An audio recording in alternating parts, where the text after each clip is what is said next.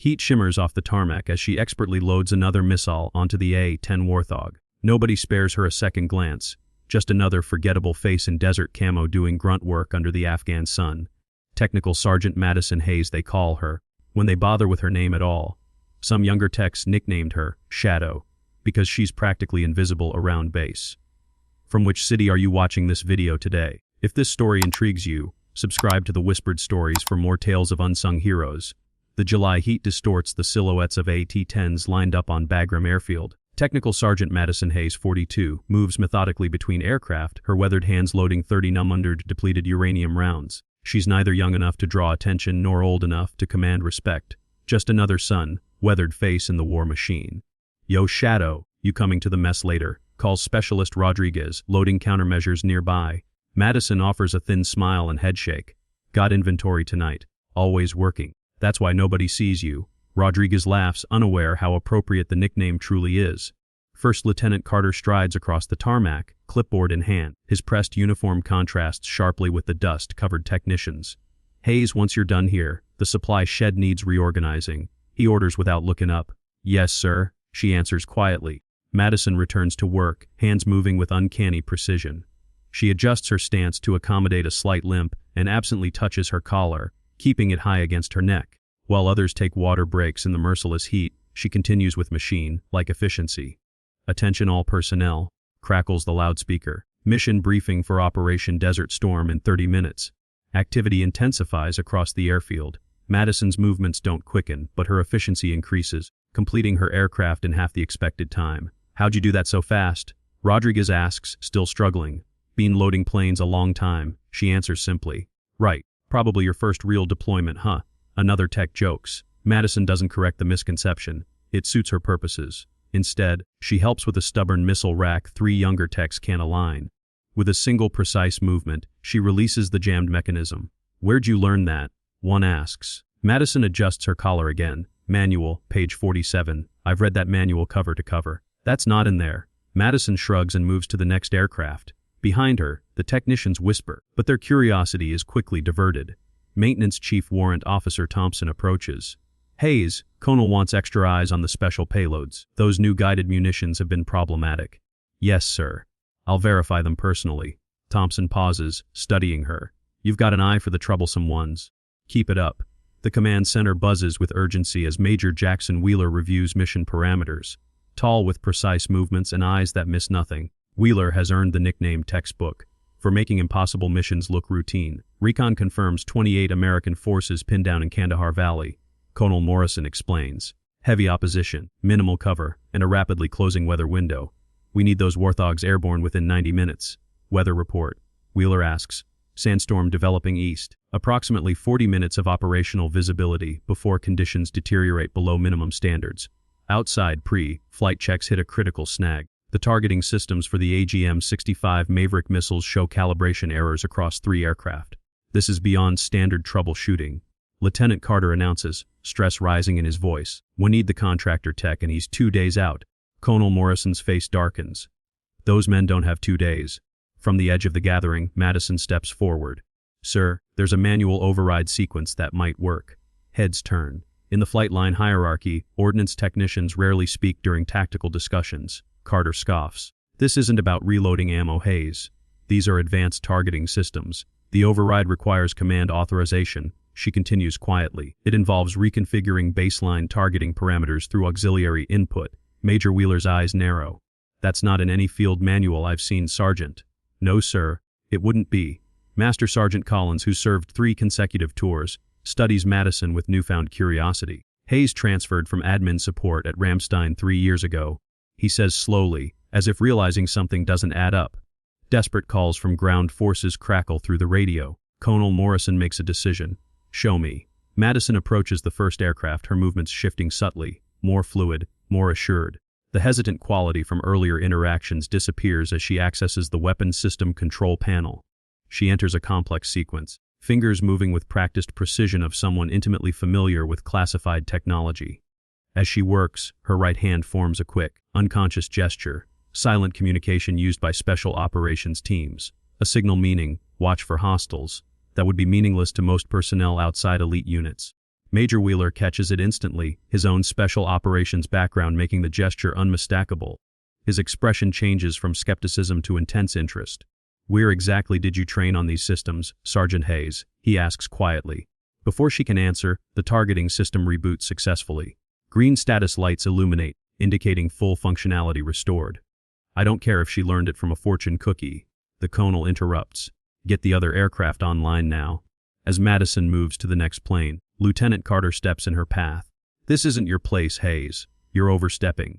These systems require security clearance that ordnance techs don't have." Radio crackles with desperate pleas from the ground. Through it all, Madison's eyes flick to the mission map, specifically coordinates in the eastern quadrant. Something like recognition flashes across her face, so briefly, only Wheeler notices. "Lieutenant," Wheeler says firmly, "step aside and let her work." As Madison secures the final missile payload, wind picks up, her collar fluttering open briefly. Just visible at her neckline is dark ink in a distinctive pattern. Major Wheeler catches a glimpse but can't make out the design. Within 20 minutes, all 3 aircraft show green across targeting systems. Pilots climb aboard while ground crew clears the tarmac. Madison steps back to safety distance, clipboard in hand. Major Wheeler pauses at his aircraft ladder, looking back at Madison. Their eyes meet briefly. He offers a questioning salute, not formal acknowledgement of rank, but subtle recognition used between operators in the field. Madison's face remains impassive, but she adjusts her collar once more. A deliberate movement that could be interpreted as acknowledgement. As Warthogs taxi toward the runway, Lieutenant Carter approaches. "You and I need to talk when this is over, Hayes. Unauthorized access to weapon systems is a serious offense." Madison meets his gaze evenly. "The men in that valley are what matter now, sir." The aircraft roar down the runway, lifting into the Afghan sky with lethal purpose. As they disappear, Madison walks toward the maintenance hangar, her slight limp more pronounced now that the immediate crisis has passed. Behind her, Master Sergeant Collins watches thoughtfully, then pulls out his secure phone. "Sir," he says quietly when the call connects. "I think we have a ghost on base." Later, Major Wheeler approaches his aircraft for final pre-flight checks. Madison stands nearby, reviewing weapon systems one last time. "Everything checks out, Major," Madison reports. "Targeting systems are stable." Wheeler studies her face, looking beyond the professional mask. "That override sequence. Where did you learn it?" "Just something I picked up along the way, sir." "That's not a standard procedure, Sergeant." Madison meets his gaze briefly. "We should focus on getting those men home, sir." When she reaches up to adjust a sensor array, her collar shifts, revealing a tattoo on her neck. 3 interlocked triangles surrounding a central star. Wheeler stops dead, his flight helmet slipping from his fingers and clattering against tarmac. The sound draws all eyes, first to him, then to what he's staring at. Wheeler's voice, when it finally comes, carries across the suddenly silent flight line. "Wraith. Command Sergeant Elena Rodriguez. Ghost Squadron, Madison, Elena." Doesn't move, doesn't speak, but something changes in her posture. The carefully constructed ordinariness falls away like a discarded uniform. Her eyes, previously downcast, now meet Wheeler's with unflinching directness. Fragmented images flash through Wheeler's mind. Classified briefings about an extraction operation 5 years ago, a helicopter crash in hostile territory, 20 special operators stranded, surrounded by enemy forces, and a single Ghost Squadron operator who traversed 15 miles of enemy territory, orchestrated a defense perimeter against overwhelming odds, and engineered an impossible extraction. Ghost Squadron was disbanded after Kandahar. Wheeler continues, voice lowered but intense. "Everyone thought you died in that final extraction. Ghost Squadron is a myth." Lieutenant Carter says uncertainly, but lacks conviction. "No, sir, they weren't." Master Sergeant Collins steps forward, face ashen. Ghost walks. He calls out, the traditional alert when Ghost Squadron operators were on base. The effect is immediate. Older personnel snap to attention. Confused younger members sense something momentous but don't understand what. Elena finally speaks, her voice carrying quiet authority that had always been there, merely concealed. "We'll have 23 minutes before that sandstorm cuts off our window, Major." Radio crackles with urgent updates. Enemy forces advance on the ground team from 3 sides. No time for explanations or reunions. Wheeler slowly rolls up his flight suit sleeve, revealing a smaller version of the same tattoo on his inner wrist. "I was on that helicopter in Kandahar Valley 5 years ago." His voice thickens. "We thought you died getting us out." Around them, the flight line goes completely still. Even maintenance crews stop working, sensing the gravity of what's unfolding. Colonel Morrison pushes through the gathering crowd, face registering shock, then understanding.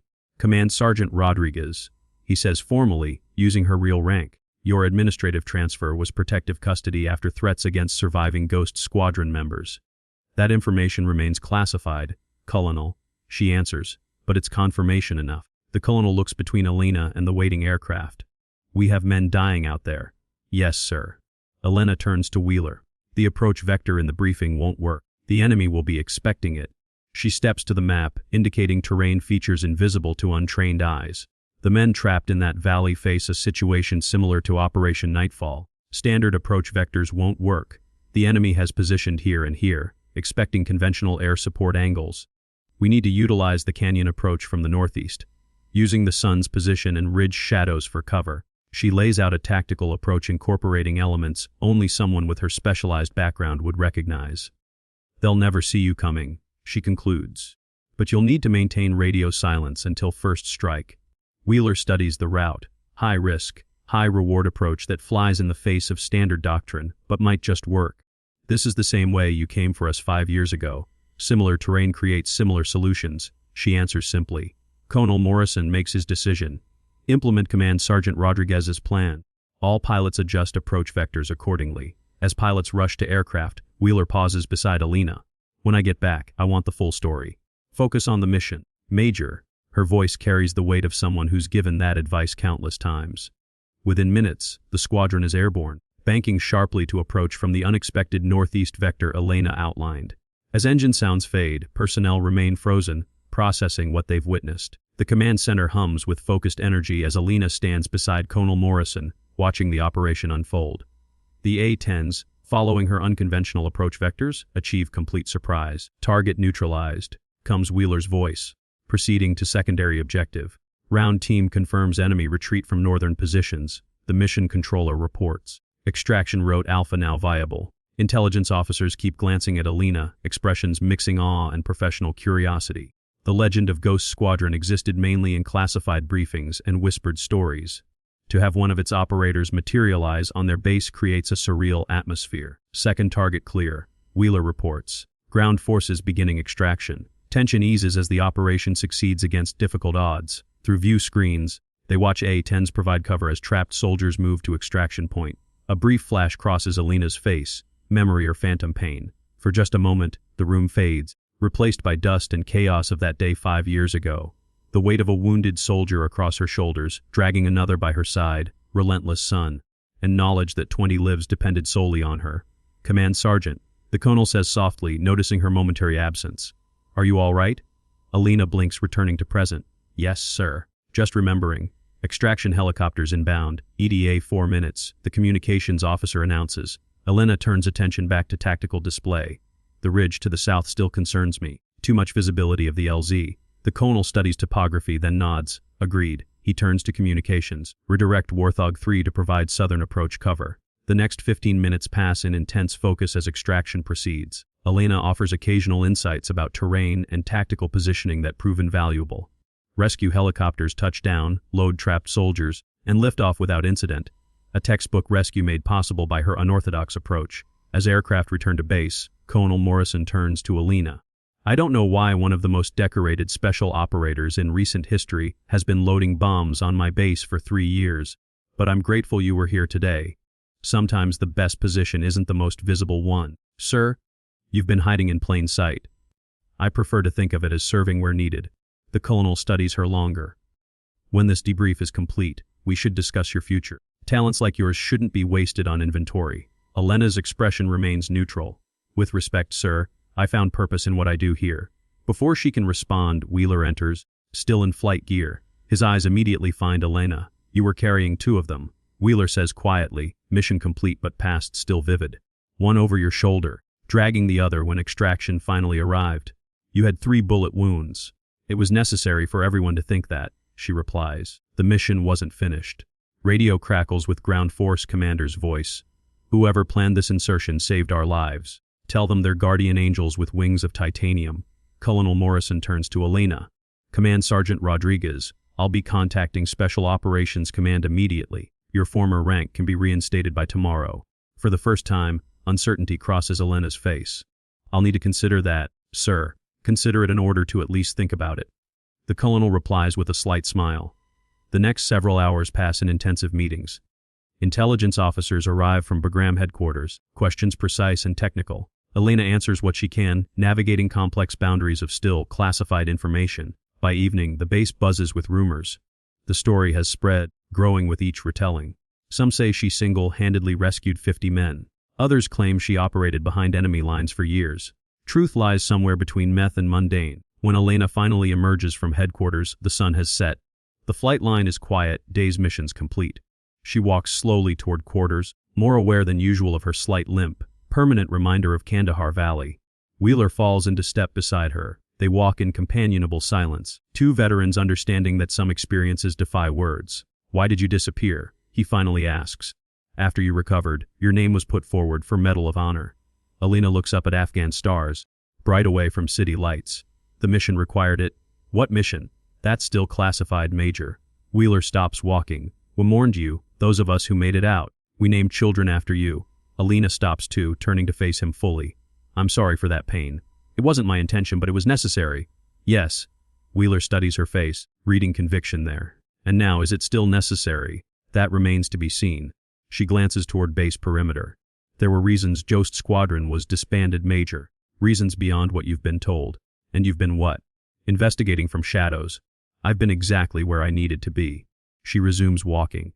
Sometimes the most effective position isn't in command. Sometimes it's loading ordnance onto aircraft that will never know who really prepared them. Wheeler follows, processing her words. "The colonel's serious about reinstating your rank." "I know. Will you accept?" Elena pauses outside her quarters. "That depends on what happens next. Today changed things because your cover is blown. Because now I have choices to make." She extends her hand. "It was good flying with you again, Major. Even if I was on the ground this time." Wheeler takes her hand, then impulsively pulls her into brief embrace. "Thank you. Not just for today. For 5 years ago, I never got to say it." When they separate, Elena's professional mask has slipped slightly. "Get some rest, Major. Tomorrow will bring its own missions." As Wheeler walks away, Elena enters her sparse quarters. She moves to a small footlocker secured with a biometric lock, uncharacteristically sophisticated for standard military housing. Inside lies a secure satellite phone that hasn't been activated in over a year. She stares at it for a long moment, then closes the locker without removing the device. Tomorrow will indeed bring its own missions, but tonight her thoughts remain with the past she'd almost managed to outrun. 3 days later, Elena kneels beside an A-10, methodically loading ammunition.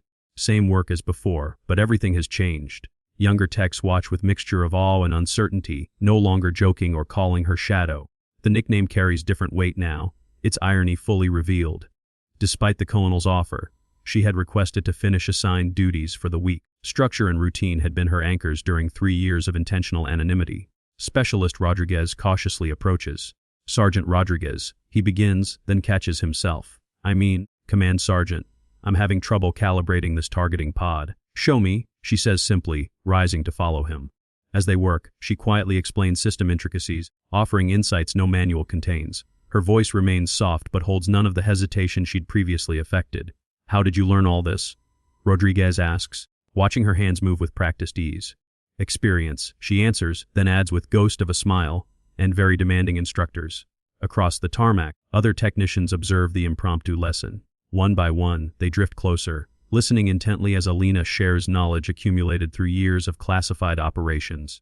The invisible wall she'd maintained between herself and the crew has dissolved.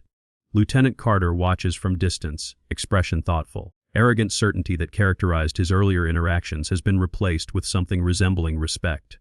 When the lesson concludes, he approaches. "Command Sergeant," he acknowledges, using proper rank. "Colonel asked me to inform you that General Patterson will be arriving this afternoon. Your presence has attracted attention at higher levels."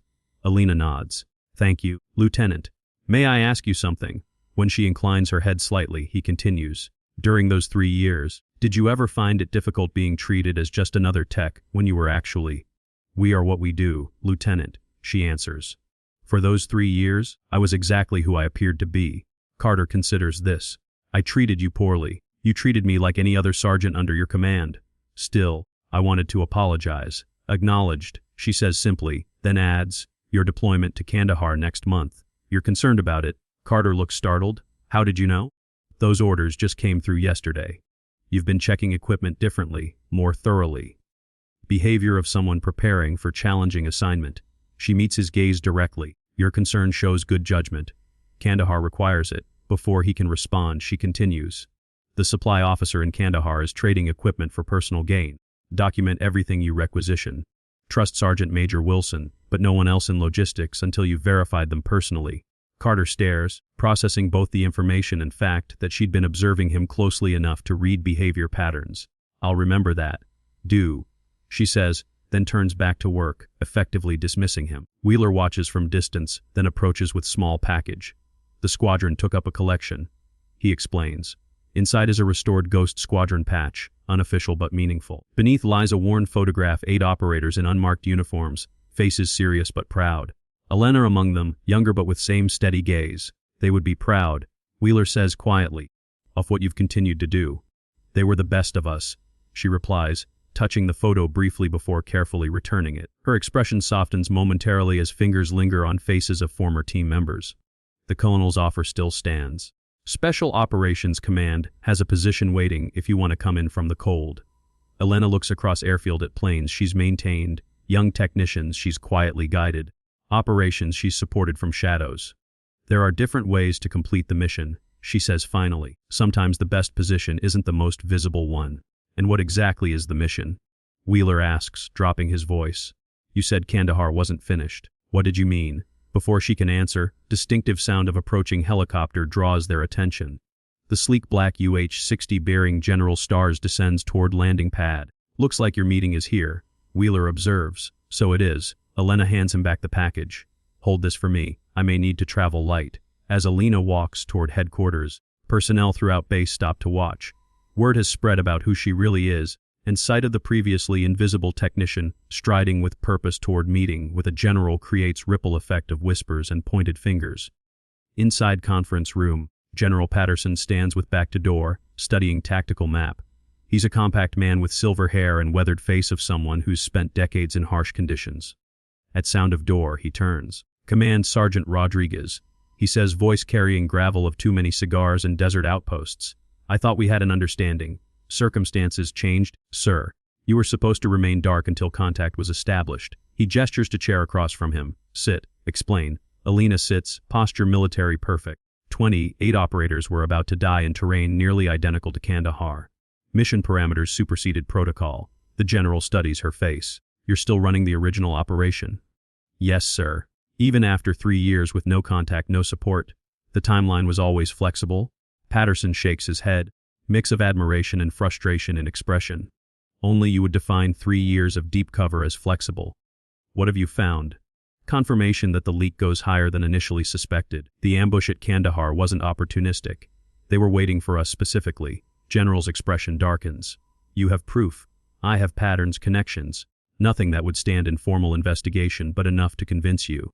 Yes, sir. Patterson paces the small room. Your appearance here complicates things. Original plan was for you to gather intelligence while completely off radar. Now you're suddenly talk of CNCOM. That wasn't my intention, Elena admits. But it might provide opportunity. Meaning, whoever orchestrated Kandahar will react to my reemergence. They might decide to finish what they started. That's what I'm counting on. Sir, the general stops pacing to look at her directly. You're using yourself as bait. It's the most efficient way to force their hand. It's also the most dangerous. With respect, General, danger was always part of the calculation. Patterson sighs heavily. The Joint Chiefs want to bring you in. Your little reappearance act has them convinced you've been compromised. And what do you think, sir?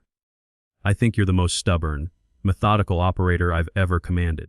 If you're still running the mission after 3 years with no support, you must have good reason. I do, sir. The general sits across from her. Then convince me to run interference with the chiefs. Give me something I can use to buy you more time. Elena leans forward. Operation Nightfall wasn't just compromised.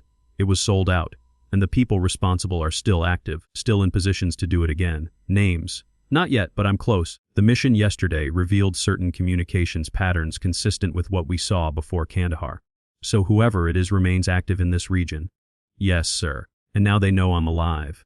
Patterson considers this information. What do you need, officially, to be reinstated to former position? Return to active special operations status that will be visible enough to reach the right channels. And unofficially, freedom to pursue leads without oversight, and contingency extraction when it all goes south. When, not if, Patterson notes. Realistic assessment, sir. The general stands. I'll make it happen. But Elena, he says using her first name, but careful. Whoever these people are, they've managed to stay hidden for 5 years while you've been hunting them. They're patient and resourceful. So am I, sir. Later that afternoon, Elena walks toward another aircraft needing preparation. Her limp slightly more noticeable, but stride purposeful. She reaches up to adjust her collar, but this time deliberately leaves the tattoo visible, small acknowledgement of her true identity. Young technicians straighten as she passes, offering respectful nods, not because of the legend she carries, but because they've begun to understand the dedication behind quiet competence they'd overlooked for so long. Rodriguez approaches, holding technical manual. Command Sergeant, some of us were wondering if you might show us that override sequence for future reference. Elena studies the young technician and group hovering nervously behind him, where once she would have declined to maintain cover, now she nods. Gather anyone who works on targeting systems. Training room 1900 hours. Rodriguez's face breaks into grin. Thank you, ma'am. As he hurries away, Master Sergeant Collins approaches. Never thought I'd see the day when Ghost Squadron ran training sessions. Adapt and overcome. Sergeant. That's what I wanted to talk about. Collins glances around to ensure they won't be overheard. Word is you're being reactivated. Special assignment directly from General Patterson. Word travels fast. This base runs on rumors and coffee. He hesitates. Thing is, I served with Delta Squadron back in 17. We operated alongside Ghost Squadron twice. Elena waits, saying nothing. What happened to Ghost Squadron wasn't right. Collins continues. Official story never added up. If you're going after the truth, I want in. It's not that simple. Nothing worth doing ever is. He meets her gaze directly. I've got connections across 3 branches and 15 bases. Intelligence flows through old sergeants' networks that officers never see. Elena considers him for a long moment. Be at East Equipment Locker at 2200 hours. Come alone. Yes, ma'am. As evening falls, Elena completes her promised training session. The room is packed, not just with targeting system technicians, but personnel from across base, all eager to learn from the legendary operator hiding in their midst. She teaches methodically, explaining not just procedures but underlying principles, sharing knowledge that might one day save lives. When session ends, Wheeler waits outside. Impressive turnout, he comments as they walk through darkening base. People are curious. It will pass. I'm not so sure. You've become something of inspiration. The quiet professional who never sought recognition but saved countless lives from shadows and front lines.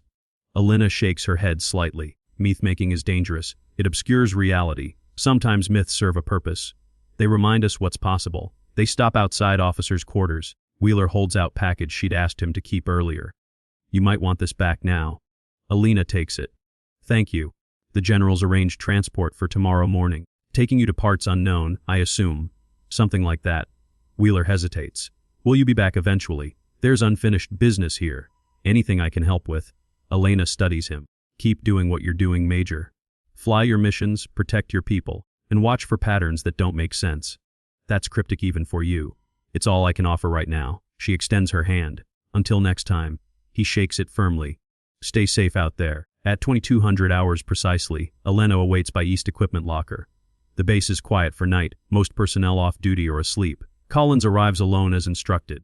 I wasn't sure you'd actually come, he admits. Trust runs both ways, Sergeant. She hands him small data drive. What's on here stays between us. It contains communication patterns from certain classified channels. I need you to monitor for similar patterns across your network. What am I looking for specifically? Authorization codes that duplicate or closely resemble those used during Operation Nightfall and Kandahar extraction, particularly from command-level sources. Collins's eyes widen slightly. You think someone high up set you up? I know they did. I need proof of who. This is dangerous territory. Which is why I'm not ordering you. I'm asking. Collins pockets the drive. I've been in this man's army for 22 years. Seen good soldiers sacrificed for bad reasons more times than I care to count. If someone sold out Ghost Squadron, they need to pay for it. They will. Elena says, voice carrying absolute certainty. One way or another. In the distance, another transport arrives, bringing new personnel who know nothing of recent events. Among them, perhaps other ghosts with pasts hidden beneath ordinary uniforms, invisible only until someone takes time to truly see them. The next morning dawns clear and bright. Elena stands on tarmac beside waiting C-17, few possessions packed in standard military duffel. Colonel Morrison approaches to see her off. Command Sergeant Rodriguez. He says formally, "It's been an honor having you on this base, even if we didn't know who we had." "The honor was mine, Colonel. You run a good operation here. Your training session last night left quite an impression. I've had requests from 3 department heads for follow-up sessions when you return." "If I return, sir," the colonel smiles slightly, "something tells me you will. People like you always find their way back to where they're needed." He salutes. "Good hunting, Command Sergeant." Elena returns the salute, then boards the waiting aircraft. As the massive cargo plane taxis toward runway, she looks out the small window at the base that had been her home and cover for 3 years. Somewhere out there, the people responsible for the ambush that killed her team are still operating, still betraying the men and women who serve. Their day of reckoning approaches, not with thunder of an airstrike, but with quiet, methodical precision that had always been Ghost Squadron's trademark. As the plane lifts off, Elena touches the tattoo on her neck, no longer hidden. Some missions require invisibility, others require being seen. The flight ahead will give her time to prepare for what comes next. The final phase of an operation 5 years in the making. The hunters would soon become the hunted. Don't forget to subscribe to the Whispered Stories for more incredible tales of unsung heroes and the moments that change everything.